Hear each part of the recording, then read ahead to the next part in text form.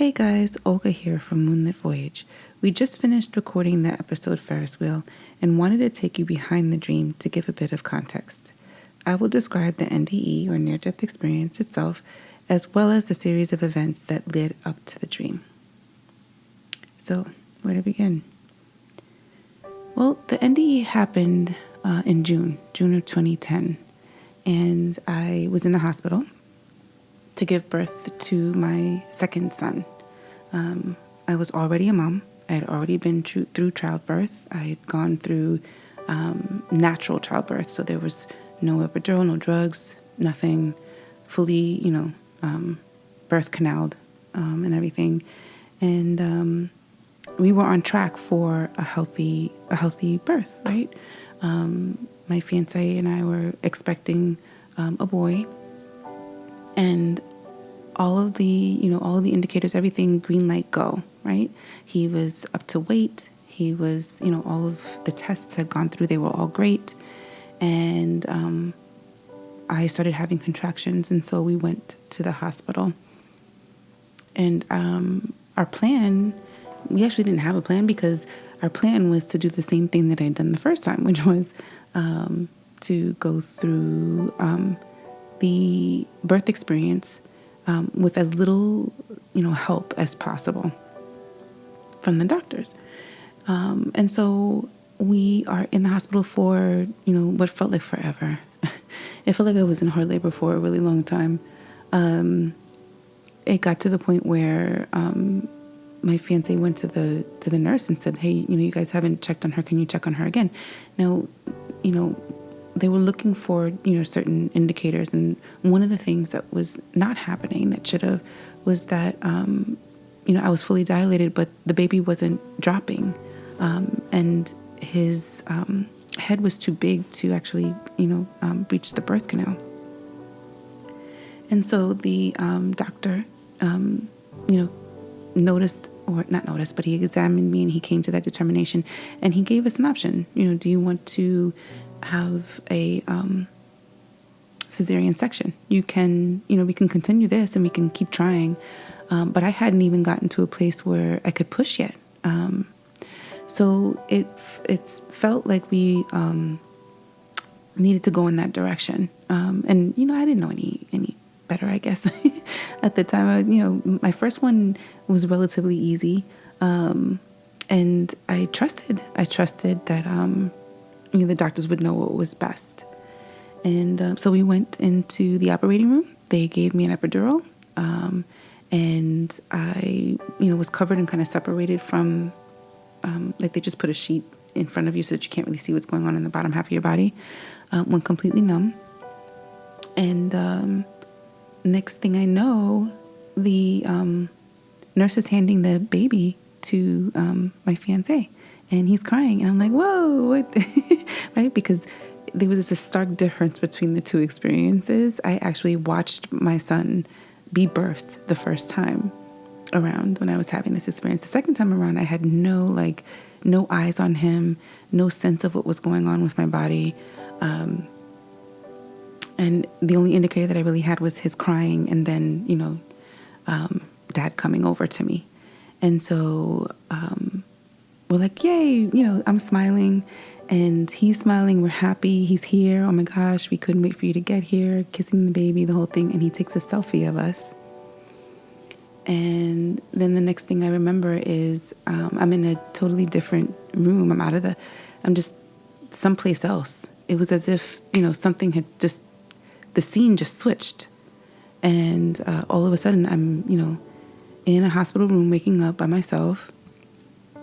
And I look out, and there's a nurse that's passing by, and she notices that, I'm awake and my eyes are open. And she, she kind of seemed a little flustered, and she came over and, asked me a series of questions. And the first thing I asked her was, where's the baby?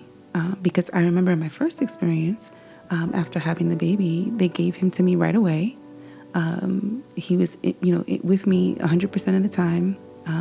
They only took him away from me for so that I could sleep for the 2 days that I was in the hospital. But he was basically with me all day, and he was in a little bassinet next to me, the whole thing. I was expecting all of that to happen, and it didn't. That's not what that scenario was. I also noticed that there was no family around, that my fiance wasn't there. And so she went to the back, wherever that was, and she comes back and she basically tells me that the baby's in the pediatric ward and that I could see him later, and gave me instructions to not get out of the bed, right? Don't try to stand. If you need anything, she kind of phrased it this way: if you need anything, push the button. Let us know. We'll come and we'll help you. And then that's when I slowly realized that I didn't have full use of my legs. And I guess I was still just really, really groggy, right? Like everything was kind of unattached. So I wasn't sharp. I wasn't fully aware, not only of the change of scenes and loss of time, and right, but it wasn't until I realized that I couldn't stand on my own, and that I didn't have use of my legs, that there was something that just happened. Something went wrong. Something was not right. So fast forward, I was in the hospital for maybe a few hours. People started showing up. I guess the nurse had made the phone calls. I am, greeting people, and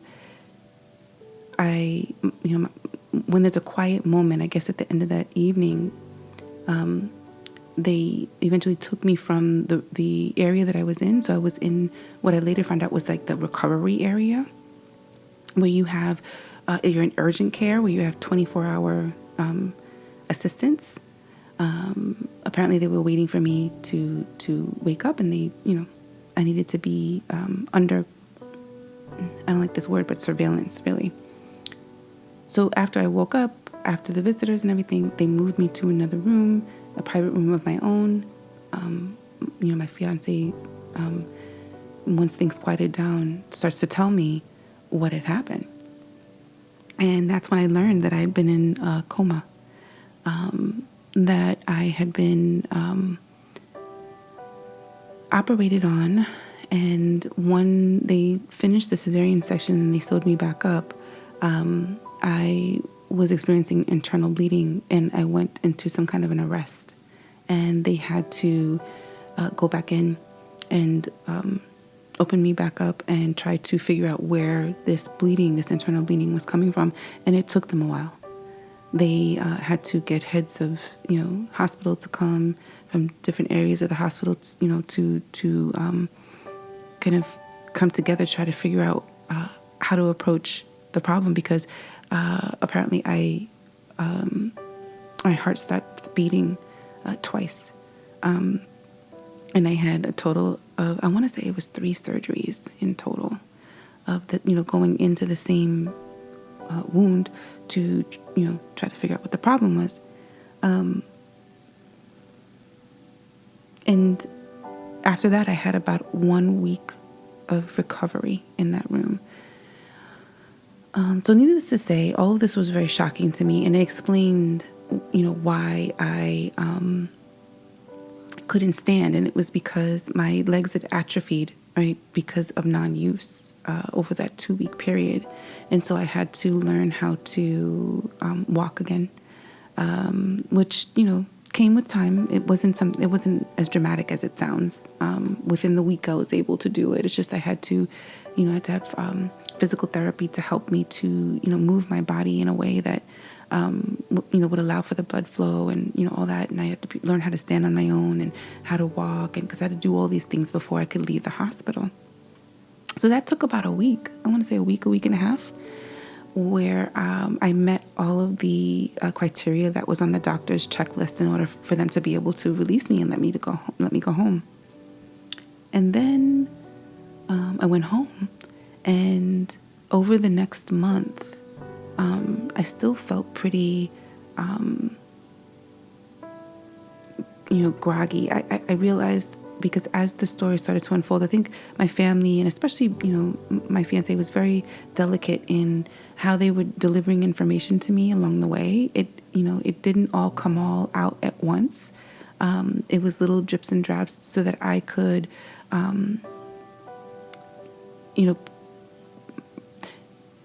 accept, right, what had happened. And at the same time, you could tell that I was still not 100% there. And it wasn't just a physical thing. It was also, a cognizant, just, being able to interact with information in the same way that I had prior. And it took me about a month because I was given several blood transfusions. They pumped a lot of liquids. I had been in and out of anesthesia several times. They had given me a lot of drugs, pain medications, liquids and vitamins, and all the things that your body needs to be able to function without eating, physically eating or getting your nutrients through food. So there was a lot of stuff pumping through my body, and I had to detox from all of that. So that took about a month. And then my brain fog started to lift. And I really didn't dawn on me what exactly had happened, because the way that we talked about it, even though I saw, pictures of myself that they had taken of me while I was in the coma, of the catheter, of a myriad of different things that were, just receipts and evidence of what I had been through, but also just proof for me. It still didn't click. It didn't click that I had, lost or almost lost my life, because I couldn't remember it.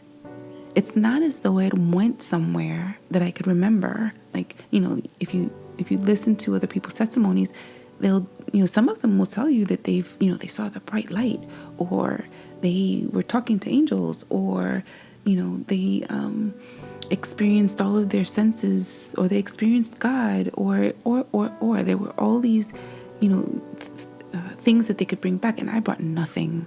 I brought nothing back. And so it was really easy for me to detach myself from the experience and to try to, get back into the groove of my life, which I did.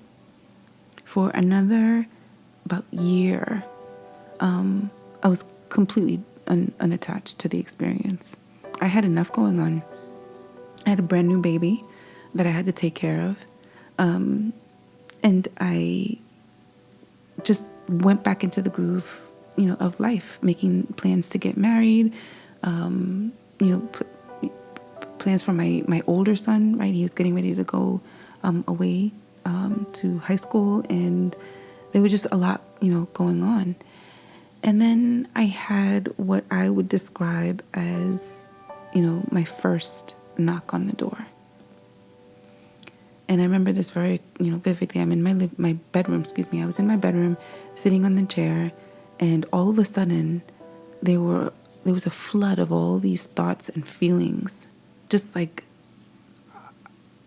I wanted to know what had happened to me. Because behind that was, there's got to be more to this. There's got to be more than what's happening right now.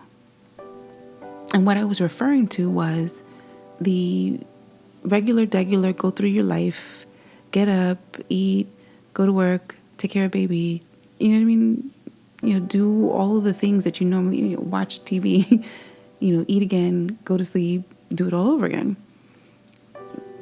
There was this sense that there was a cosmos, right? There was that existence was much, bigger and far greater than anything that I had wanted to contemplate up to that point. And the following questions were, why did you come back? And what am I supposed to do now? And I went through that questioning, I would say a few months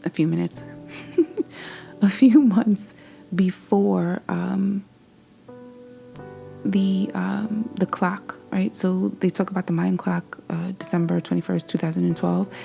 So this was happening to me.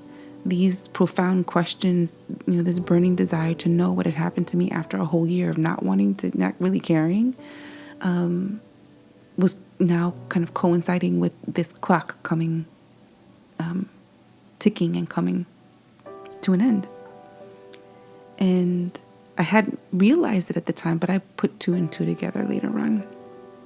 And that I was lining up with something that was far greater,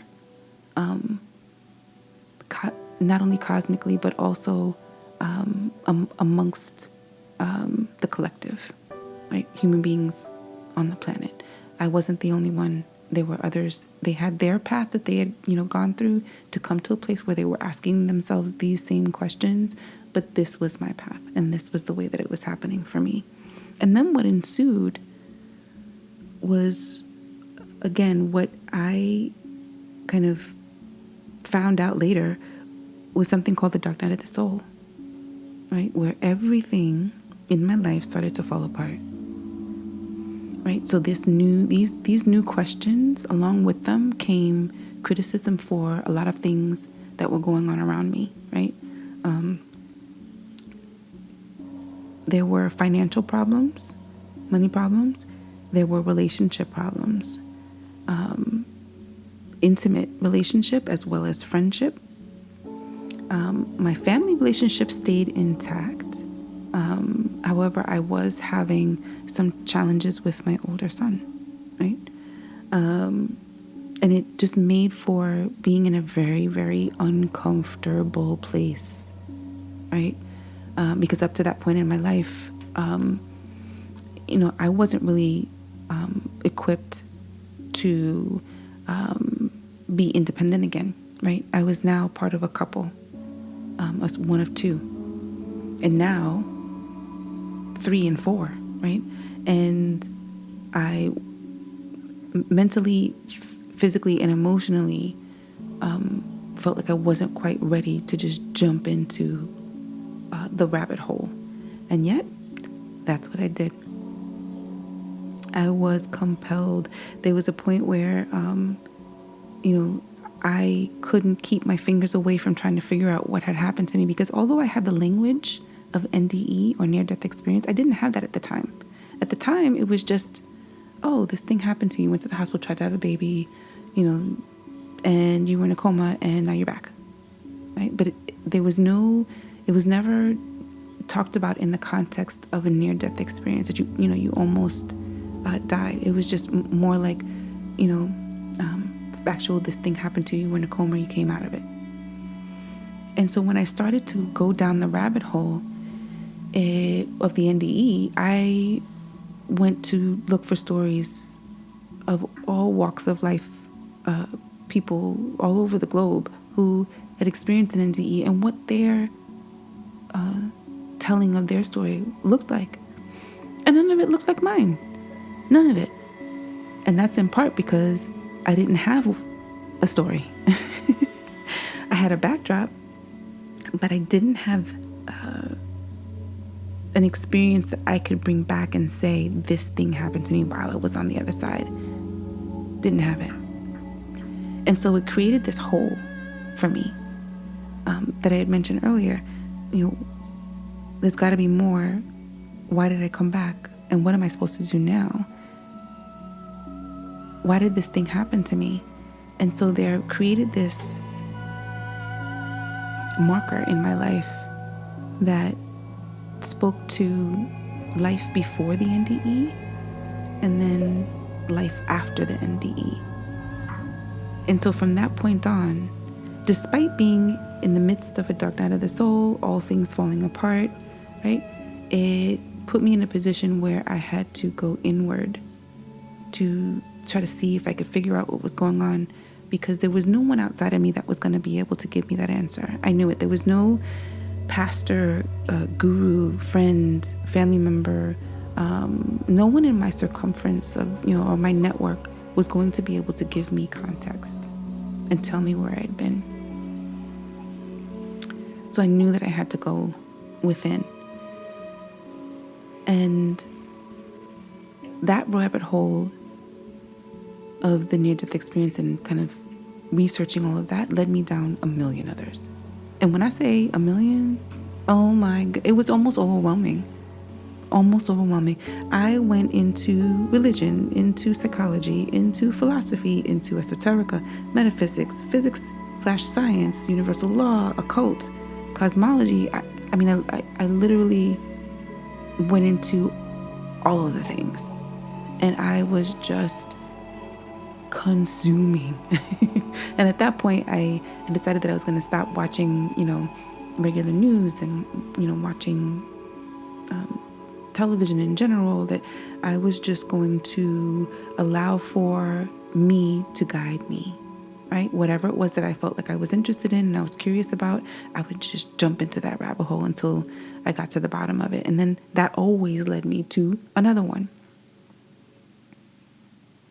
And on the path, I had gone to a girlfriend's house, and on her bookshelf, she had this book by Abraham Hicks called, what is it called?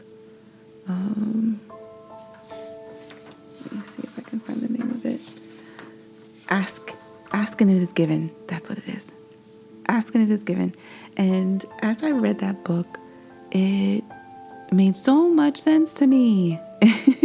It made so much sense to me. It clicked. I felt like I knew that it was the truth. And along with that, there were, a couple of different things, like wheels that were turning all at the same time. One was, all right, how do you actually go inward? So I discovered meditation and how to do that, and created a routine for myself of meditation. I also was, listening to a lot of Abraham Hicks, and at the time I didn't really have, at least later I learned what the lingo was for it, the verbiage. But what I was learning to do was to raise my vibration and therefore my frequency. And I learned how to, let go of programming, how to heal trauma, I was doing all these things to kind of clear myself, because I was also asking, in that whole process, I was asking myself lots of questions about, again, what am I to do, from here? How do I serve? How do I serve? And so the thing that I noticed, amongst many other things, so just to give, just as an aside, dreaming was one of the many things that started occurring and started gaining traction at this time. There were lots of little things that started turning on, if you will, like a light switch. And one of them was dreaming, and dreaming was one of the things that I enjoyed the most, right? So the meditation, was the thing I noticed, that when I started to meditate more often, and the deeper I would go in the meditation, because that was a process in and of itself, right? Learning how to meditate, learning how to go deeper inside of yourself and kind of let go. I noticed that I was dreaming, right? Because prior to this, I would have a dream maybe once every 6 months that I could remember and be able to relate to someone. But once the meditation started really taking off and started really being integrated as a part of my life, the dreaming started happening. And then it started to happen more frequently. So I'll go back a little bit. At first it was, things like reoccurring dreams that made absolutely no sense, that I did not know how to decode. They were just like random-ish. And I also was experiencing a lot of that first level of dream. In other words, I would dream about my boss, a dream of what had happened the day before, or about a conversation that I had with a friend, right? So really easily translatable from, my conscious state into my dream state. And then as time went on, these dreams became more vivid, and they would happen more often. So what I was finding was that, because the REM cycle is a really, short period of time, and it lasts 10 minutes, right? It could feel like you've gone through a much longer experience, but 10, 15 minutes of REM. And what I would do is I would go to sleep, and I would wake up to go to the bathroom, and I, on my way to the bathroom, would remember my dream. Be like, oh my gosh, okay, I have to remember that. Okay, I'm gonna have to remember that. Okay, I have to remember that. And then I would go back to sleep, and then I would have a whole nother dream, and that would happen 2-3 times a night. And so I did all of the things that the internet told me to do, right? Get a journal, which eventually turned into a recording device so that I could catch the dreams while they were still fresh. Set intentions. And this was a really big part of what was to come with the Ferris wheel dream. So I'm recording my dreams. I am, laying in the bed, right after I wake up, to give myself some time. I don't just jump into my life like Google says. Take your time. Try to stay in that dream, dreamlike state for a little bit longer. Try to hold it. Record your dreams, so on and so forth. And all the while, I was setting the intention for those same questions that I was having. Why did I come back? What am I supposed to do now? What really happened to me while I was there? Right? That was a big one. And then one day, I had that dream. I had the Ferris wheel dream. And it was initially a dream that I could remember. I had full recall. I could remember every single detail, right? And after I had it, I immediately wrote it out, right? Wrote it out. I had somebody, read it. I shared it with other people. It was like the mega dream up to that point, the mega dream in comparison to anything else that I had experienced, right? And I had the dream, but I didn't know what it meant. I felt like it was in another language, and I had always felt that way, right? Up to that point, I always felt like there was, it was bringing back these dreams. They were becoming more coherent for me, but I always felt like it was another language, right? So then I started to teach myself how to decode, right?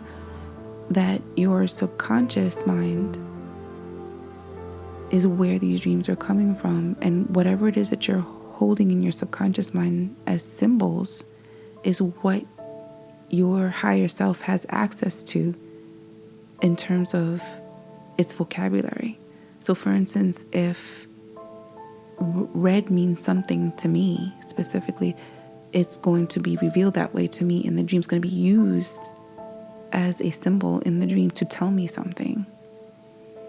Red might mean something different for someone else. There might be a different interpretation that they might have, or connection to that color.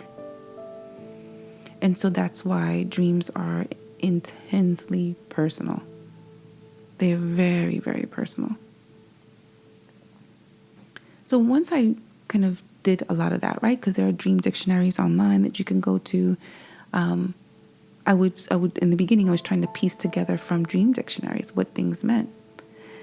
And then I had an experience where I was in meditation, and I was being brought to remember the dream while in meditation.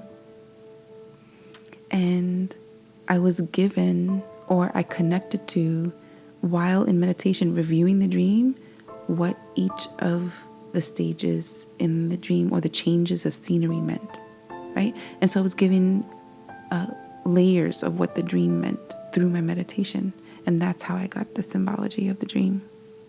So it was me connecting to my higher self in meditation, guiding me to the dream that I gave myself in the dream. And once I understood that that's how that worked, then I could just decode all of my dreams. I could just go into meditation, and it still happens, right? Where I have a dream and I'm like, what the hell, right? And then go into meditation and review it from a higher perspective, right? And so when you understand that, meditation is kind of the key, right? Because you are in meditation, you're in a relaxed state, you can receive the information. And when you get to the point in your meditation where you are connecting to yourself, like truly, then you have access to a different level of information, right? This phenomena is exhibited, by many scientists and people who are creators, right? Ones who have inventions and things like that. And they'll tell you, I got it in a dream, right? Your dreamscape is an opportunity for you to speak to you. And once I knew that, then it was off to the races after that. And that dream, it kept on giving, right? So there were layers and layers and layers of it that I would, peel back and patch together and kind of understand. And I also used quite a bit of the information that I had collected during all of that time that I was in those rabbit holes to decipher the dream, because that's what my subconscious was using, right? So when I say that the high priestess, for instance, right, and what I was wearing, and making a connection to the tarot, it all just clicked. It made complete sense, right? Because the high priestess is a symbol for something in tarot. And my higher self, my subconscious, I was trying to tell myself that I was on a journey and switching roles in this lifetime from prior NDE to now switching scenes past or post NDE. Right? So life before, life after, that was the scene switch. And the new role that I was to take on. And the high priestess was a symbol for what it was that I was supposed to be looking for. Attaining, embodying. So that's my experience. I guess the only other thing that I think is really important here to kind of like make note of. Dreams are just one tool to how you can connect to your higher self, right? Meditation is another. Those two things are linked, but they are separate. But there are other modalities. I personally enjoy dreaming. I love it. Not only do I like sleeping, but I love dreaming. I love the process of having a whole other experience that's otherworldly, bringing it into this life, right? Into this cognizant awareness. I'm not using those words correctly, but you get me. Into this awareness, and then taking apart the puzzle and then putting it back together. Like that whole process is fascinating to me. And the fact that I know that I am leading me makes it even more profound, right? That I didn't need a guru, that I didn't need a teacher, that I didn't need, right? I can tap into myself and get the guidance that I need and do it in a fun way. And it's free. It's free. I did not have to invest in anything other than a $1 marble notebook and a $30 recorder. And that was just because I was going too fast for me to write. I wasn't patient enough to write out my dreams. I wanted to record them. And I realized that for me in my process, talking them out allowed for the dream to come through even more vividly. That's my process. For others, writing is a better process. Either or, literally no more than $40-$50 investment overall for all of this information and being able to tap into it. And everybody can do it. And I know it. I know that everybody has the capacity. Everybody dreams. And if I can be, that person who makes it fun, makes it interesting, who could tell a really good story, and then, encourage you to do the same. That's what I'm here to do. Or at least one of the things. I got my answers. And I encourage you to do the same. All right? I hope that helps. I hope it puts things into alignment and context for the Ferris wheel dream, as well as just some general information going forward for how you're going to listen to some of the other podcasts as well. And as well as to just encourage you, right? Maybe as a, little bit of a guide in my personal experience for maybe how you can do some of the same if you're interested. Well, friends, we hope that you've enjoyed this episode. And as always, we encourage you to wake up through your dreams. We would love to hear from you, so feel free to leave your comments, questions, or suggestions below of what you would like to hear next. Click the subscribe button to our YouTube channel and receive notifications for additional thought-provoking content.